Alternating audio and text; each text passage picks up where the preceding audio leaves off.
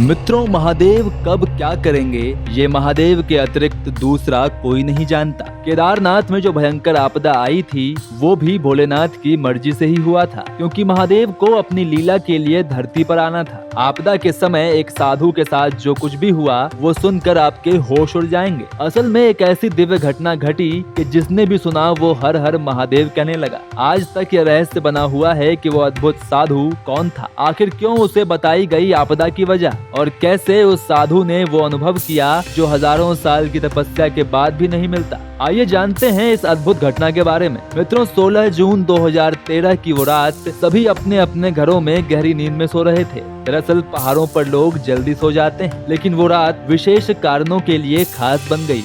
किसी को नहीं पता था कि अगली सुबह का नजारा कैसा होने वाला है, लेकिन कोई था जिसे रात को ही मालूम हो गया था कि आखिर क्या होने वाला है। मंदाकिनी नदी विकराल रूप धारण कर चुकी थी। रात रात में ही नदी का पानी ऊंचा उठ गया था।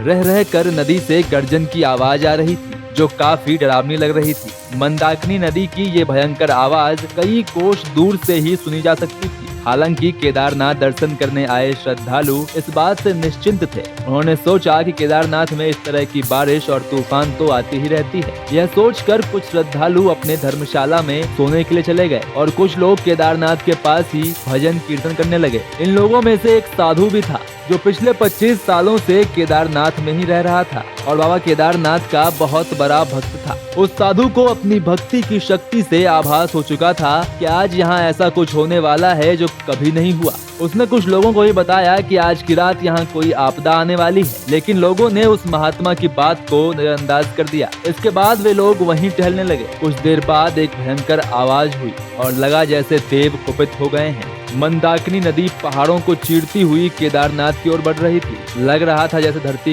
कांप रही हो।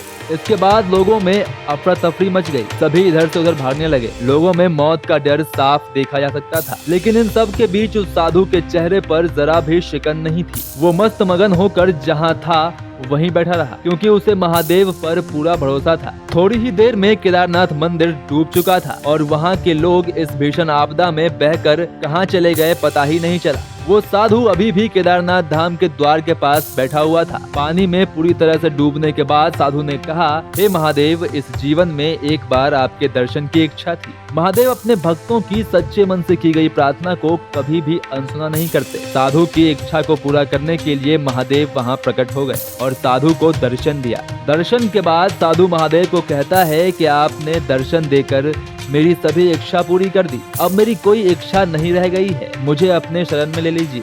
इसके बाद महादेव उसे आशीर्वाद देकर जाने लगे। तब साधु ने एक प्रश्न किया।